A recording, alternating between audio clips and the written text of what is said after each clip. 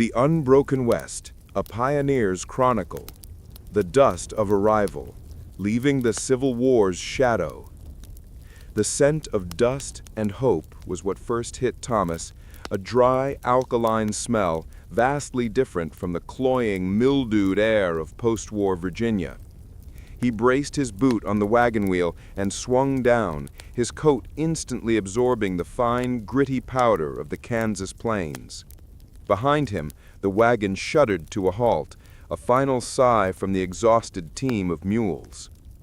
For 4 long years, Thomas had lived in the shadow of the Civil War, first as a reluctant Confederate foot soldier, then as a broken man watching his small farm near Richmond slowly wither under the boot of Reconstruction.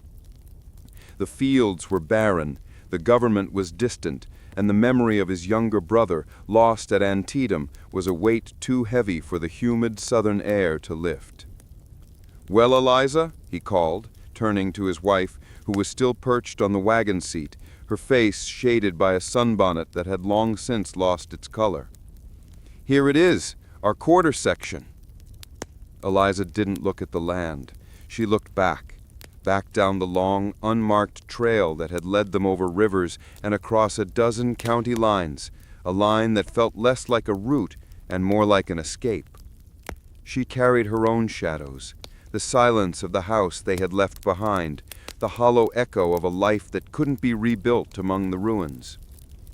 "It's so flat, Thomas," she finally murmured, her voice thin, "like God scraped the world clean." He knew what she was really saying.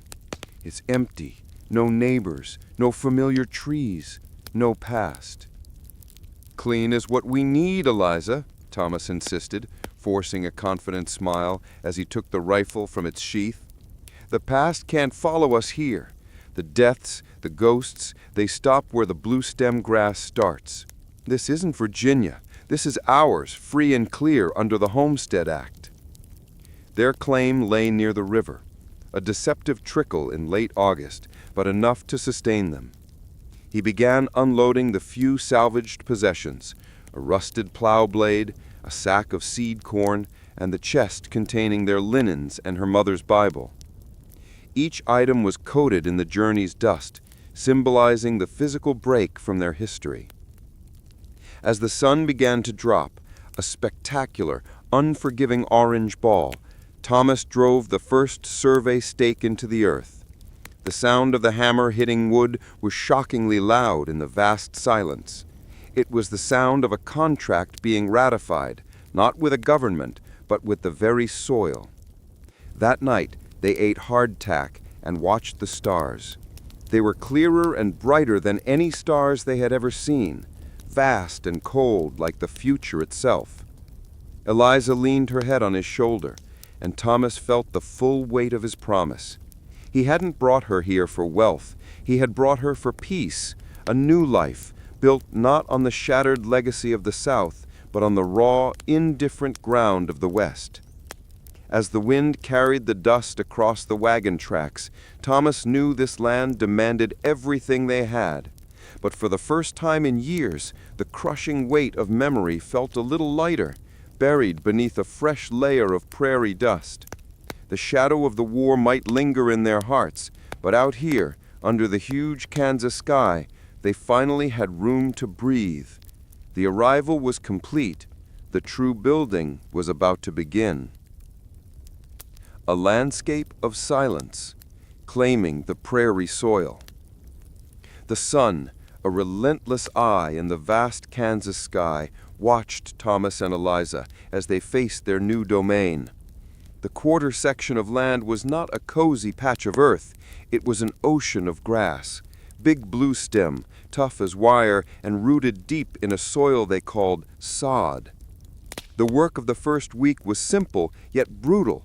They had to break that sod, cutting the prairie's ancient tapestry to begin planting. Thomas acquired a heavy single-share breaking plow from a settler 10 miles east. Hitching their 2 weary mules to the blade felt like preparing for war.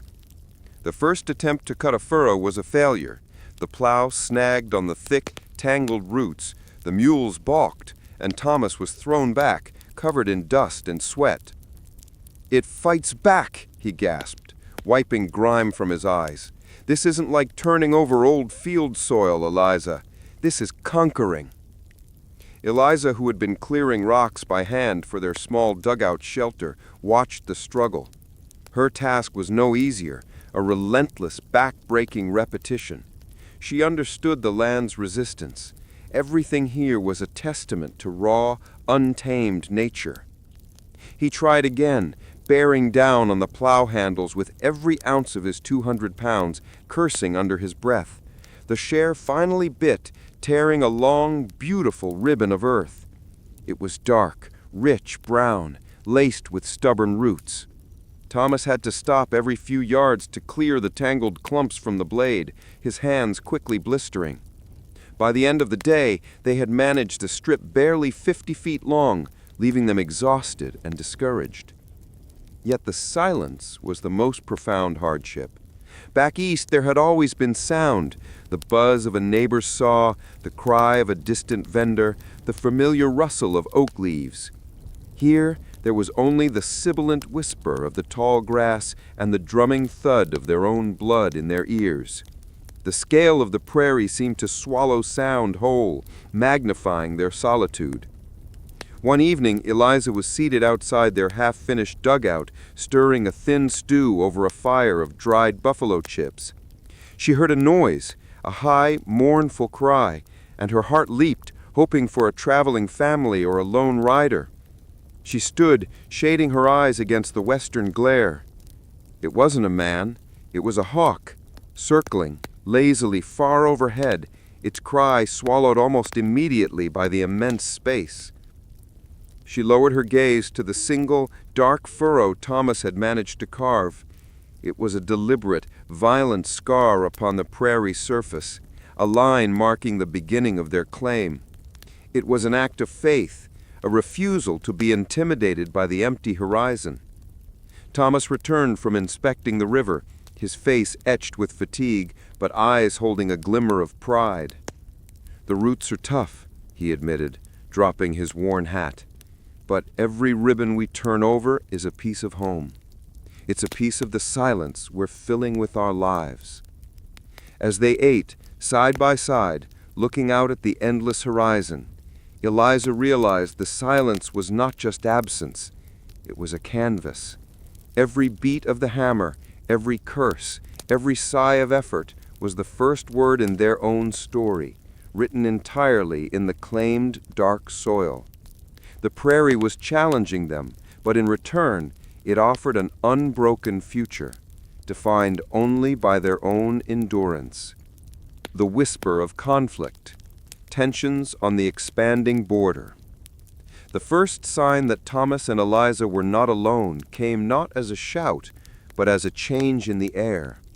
It was a stillness that descended upon the prairie, a quiet sharper than the usual empty silence. It happened late one afternoon as Thomas was splitting logs for their sod house roof. He felt the hair prickle on the back of his neck and slowly lowered his axe. 50 yards away, where the tall grasses met the horizon, 3 figures sat motionless on horseback. They were Cheyenne. Their faces were painted for the hunt or for war, their posture proud and unyielding, and their gaze was fixed entirely on the single dark scar of a furrow Thomas had carved into the prairie.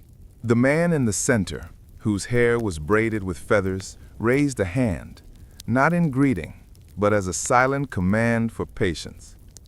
He spoke no English, but his meaning was clear, conveyed by a slow, sweeping gesture that encompassed the entire prairie. He then pointed to Thomas's small, scraped patch of earth, and the question in the gesture was unmistakable. "What are you doing to this land?" Thomas had rehearsed this moment hundreds of times in his mind, fearing a violent confrontation, but the silence offered a different path. He pointed to the plow, then to the side walls of his house, then to the sack of seed corn. He mimed the act of planting, of growing food. The Cheyenne chief watched, his expression unchanged. He then pointed to the west, where the great herds of buffalo were now scarce, frightened away by the growing lines of wagons and settlements. The chief's point was simple and brutal. Your farm feeds your family, but this land feeds our nation. Your ribbon of soil starves us. The tension stretched taut, suspended between the two men by generations of misunderstanding and greed. Thomas was not a cruel man. He simply sought a life free from the ruin of the East. Yet, in this moment, he was the expanding border, the vanguard of a relentless force that valued a deed of paper over the ancient right of the hunt.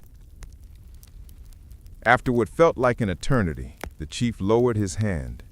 He gave a final, long look at the sod house, a symbol of permanence and trespass. Then, with a quiet click of their horses' hooves, the three riders turned and vanished back into the tall grass, swallowed by the prairie as suddenly as they had appeared. Eliza rushed to Thomas, her breath shaking. "What did they say? What did they want?" Thomas dropped the axe, the metal head sinking dully into the dirt. "They didn't say anything, Eliza," he said, staring at the empty horizon. "But they showed me everything. We haven't just taken a piece of land here. We've taken a piece of their world, and they won't forget it." The conflict had been a whisper, but its meaning was a deafening truth.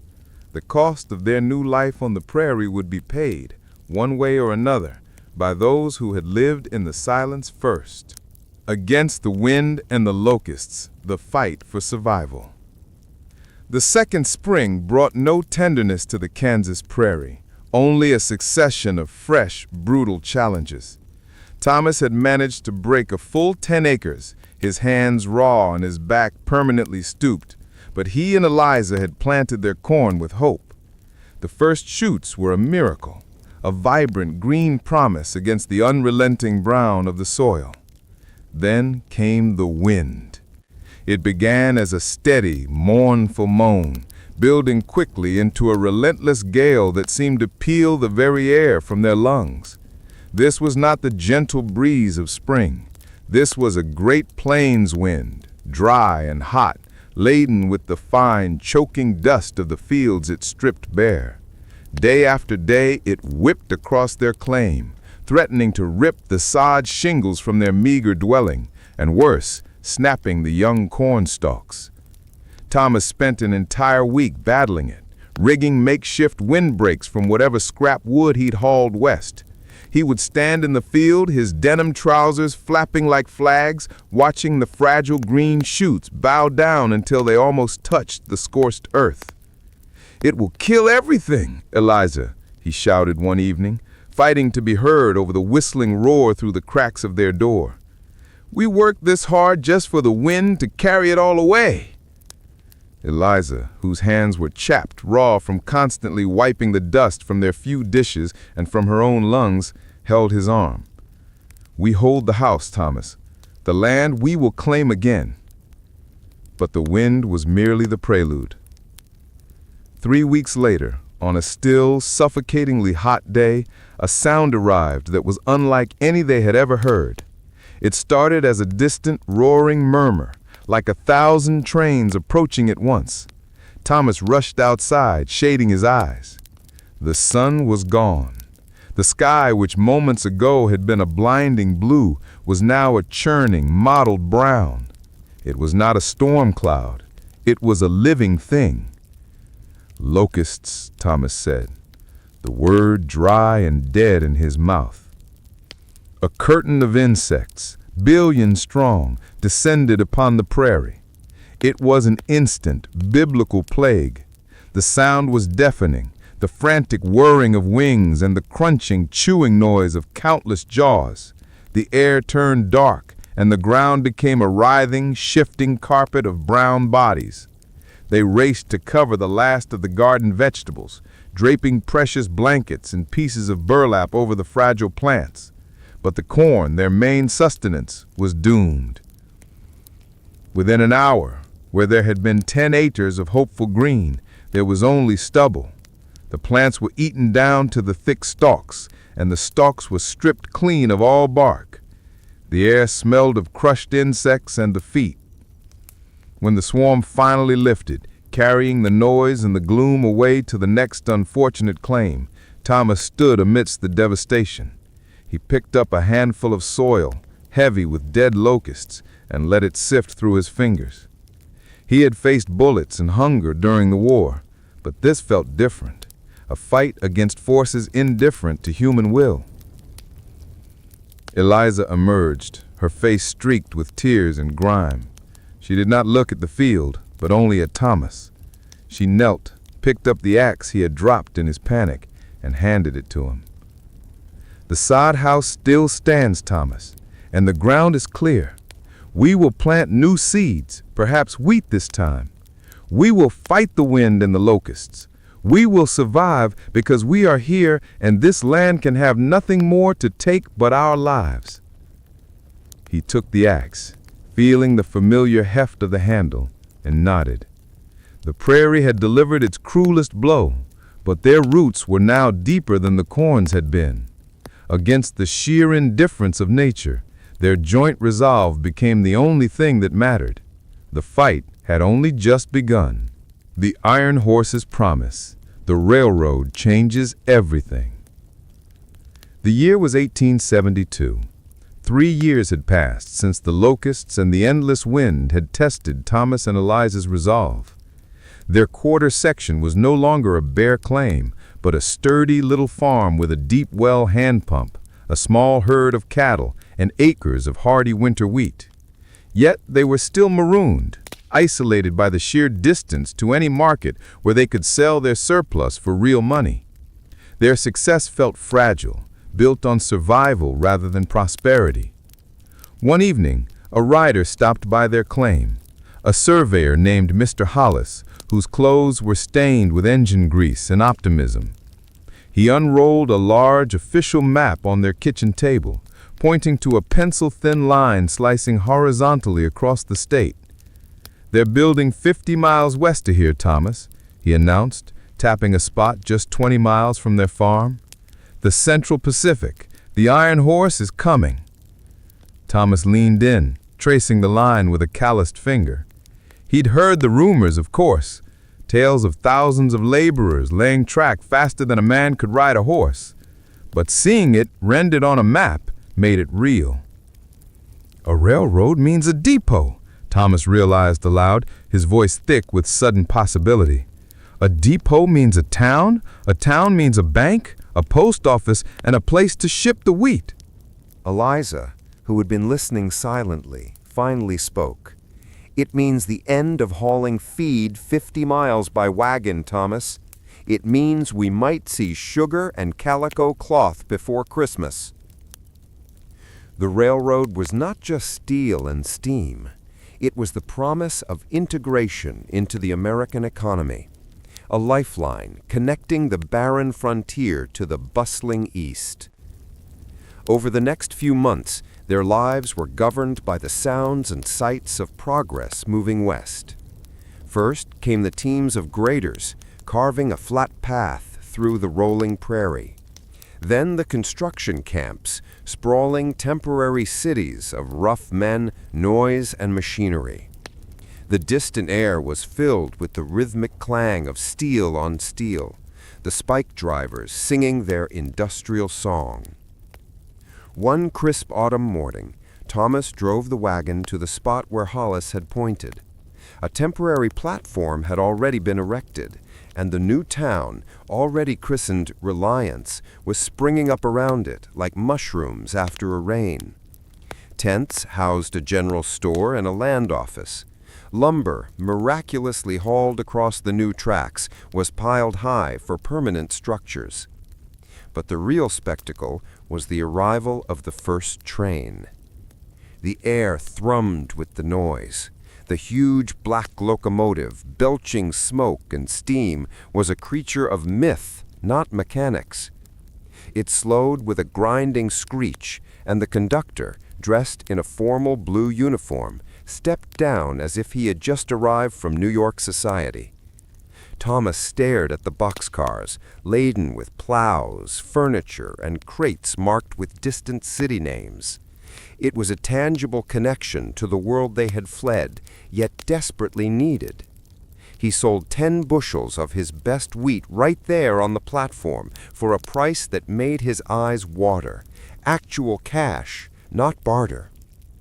As he bought a small bolt of bright calico for Eliza and a new steel axe head, he realized that the age of the solitary pioneer was over. The railroad had changed everything. It had conquered not just the distance, but the isolation. It had replaced the struggle for mere survival with the complex, bustling world of commerce. Driving home, the bright calico resting on the seat beside him, Thomas felt a profound shift. The prairie was no longer a fortress they fought to survive in. It was a vast, open marketplace. The shadows of the war were distant, but the sound of the iron horse was loud, immediate, and utterly inescapable. Their new life had truly begun.